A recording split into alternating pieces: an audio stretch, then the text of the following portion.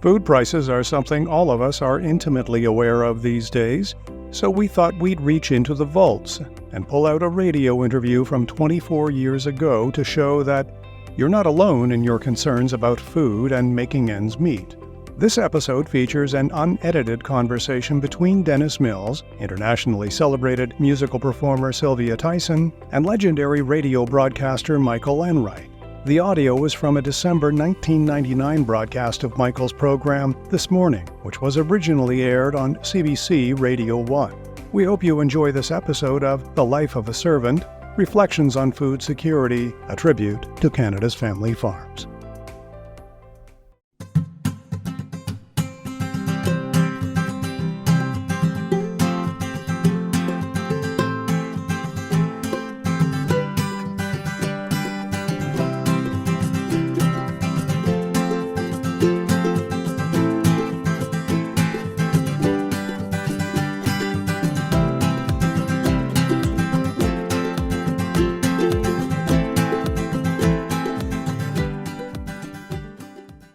Welcome back to This Morning for Thursday and Oh Canada. This is our weekly look at national politics and national political affairs. My name is Michael Enright.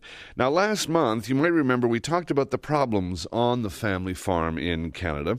Our panelists were Noreen Johns of the Saskatchewan Women's Agricultural Network and Larry Solomon of the Urban Renaissance Institute in Toronto. Here's just a snippet of that conversation. Canada enjoys the cheapest, safest, most abundant food in the world. There are countries that spend 50, 60, 80% of their wages on food, and they might get a whole chicken hanging that you have to eviscerate yourself when you get it home. Canadians expect chicken breasts, stuffed, breaded, put on a nice little tray, and they want cheaper food than anyone else. All right, hang on, Larry. Is that a point? She's got a good point there. That won't we pay it in our food prices? Well, if we didn't subsidize farmers, we would have less Canadian produce, but we wouldn't have less produce. There are many farmers around the world who would be very happy to supply us. So we get the lettuce from California instead of from... And let's not forget third world farmers. They are the real victims in all this. They should be farming. That is the kind of... They often have an agricultural economy. And we are preventing third world farmers from advancing because these subsidies by Canada, by the Europeans and the Americans are hurting third world farmers as well. That was Larry Solomon of the Urban Renaissance Institute and Noreen Johns, a Saskatchewan farmer, from a conversation we did last month. Well, the Liberal Member of Parliament, Dennis Mills, happened to hear that conversation, and it was enough to push him into action on a project he had been thinking about for quite some time.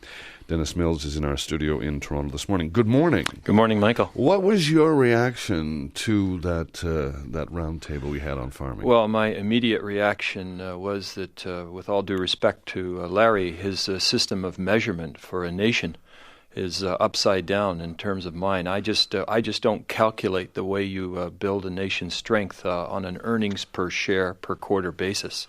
You mean he was being too, business-like? Well, I think in this country we have been so obsessed with the fiscal framework of the nation over the last 12 years that we are losing very important parts of the social fabric of this country. And that social fabric, in fact, does make a substantial economic contribution, especially in urban areas. You know, we sit here in the richest city in Canada, in downtown Toronto, and we're pretty smug at times about what's going on in rural Canada. But the fact of the matter is that the agri-food industry in our city employs 1 in 7 people. So we never think of where the food comes from. We never think about we never think when we buy a loaf of bread for $1.25 that the farmer's share on that is 6 cents. We never think of the fact that 1 in 7 of our neighbors are employed in the agri-food industry.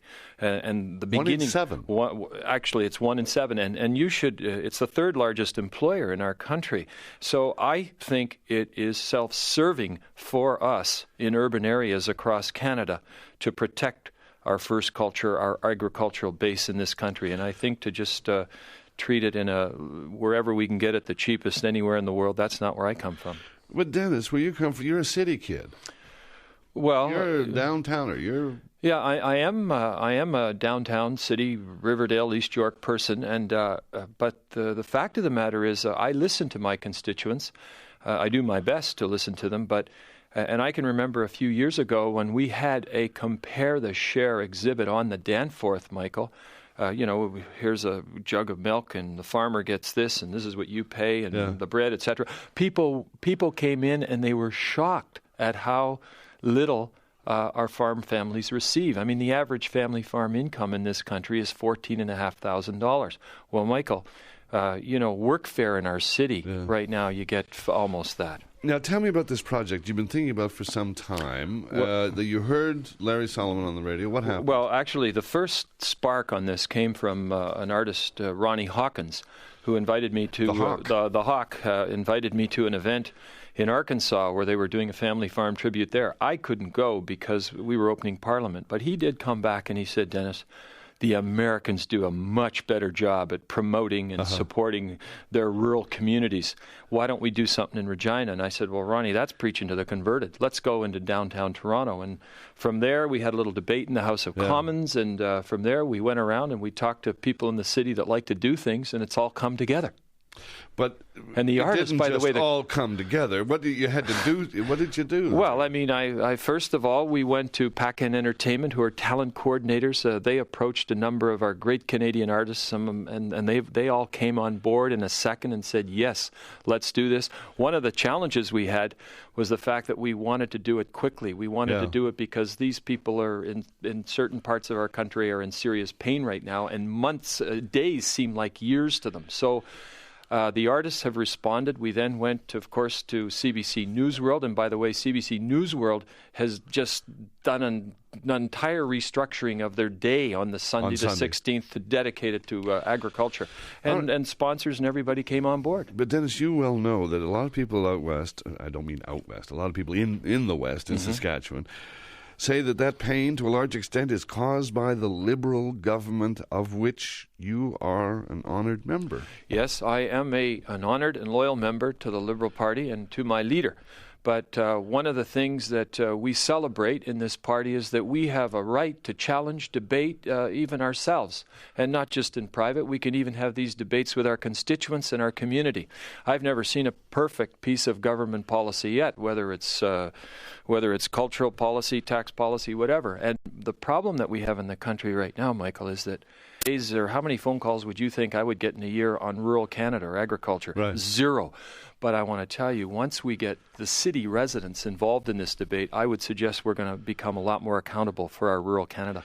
January 16th at the Air Canada Centre, and the lineup of performers is unbelievable. Gordon Lightfoot, Randy Bachman, Prairie Oyster, Michael Burgess. And on the line now, one of the people taking part in the concert is, my favorite Canadian singer. I shouldn't say that. Ooh. Anyway, I've I've loved her work for more than 25 years. Sylvia Tyson, good morning. Good morning. When did you first hear about the concert? I guess 2 to 3 weeks ago. Pretty short turnaround time. That's Sorry for sure. about that.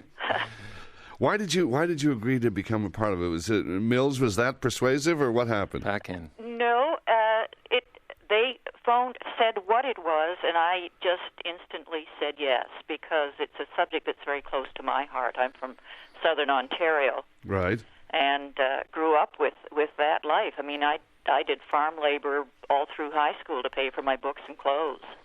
When you read about what's happening, especially in Saskatchewan, in southern Saskatchewan, Manitoba, what's your feeling about what's happening there? What's your take on it? Because as Dennis has said, it's, even though we don't recognize it, it's a crucial part of the fabric of our society. Well, it is a crucial part, and it's not just in the West. You know, Right. I notice when I go back home, there are fewer and fewer of the family farms. Is that right? Oh yes, yeah, and I mean I have nothing against agribusiness. At least it is Canadian produce, you know. But there's a way of life there that I grew up with, which seems so much a part of the fabric of the country that I really hate to see it disappear. Do you think it's in? Let me ask each of you. Do you think it's on the verge of disappearing, Sylvia? Do you think that's possible? I don't think it would ever disappear totally, But it becomes harder and harder. It's the law of diminishing returns. Yeah. Well, and the facts tell us right now that if we as a nation do not attend to our rural base, that within the next 18 months we could lose as many as 60,000 farms, which on 280,000... 60,000 farms 60, or farmers? No, 60,000 operating farms. Wow. And I mean, that's a substantial portion of our agricultural fabric. And I travel all the time, and I note more and more in the interior of BC that all of that orchard land is being built on. It's disappearing so quickly. Is the concert have you talked to any of your fellow performers about it this coming Sunday? Well, because of the short time frame, I haven't really had the chance.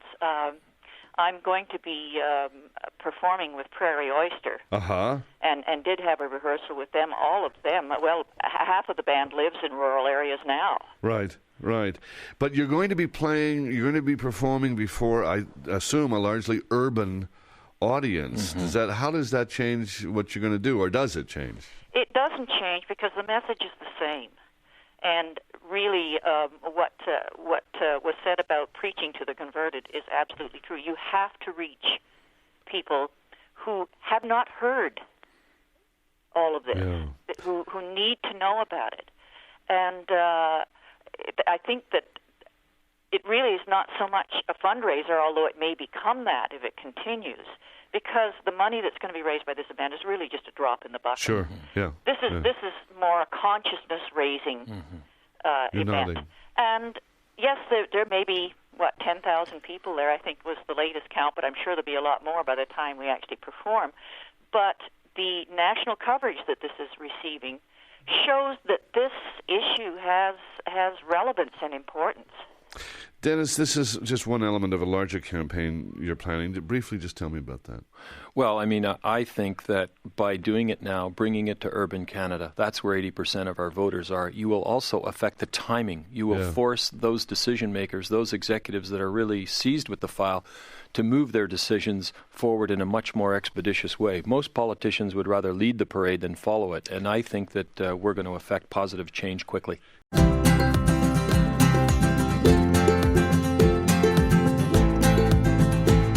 You have been listening to The Life of a Servant, a Dennis Mills podcast. Visit dennismills.com for more information and archived episodes of this program.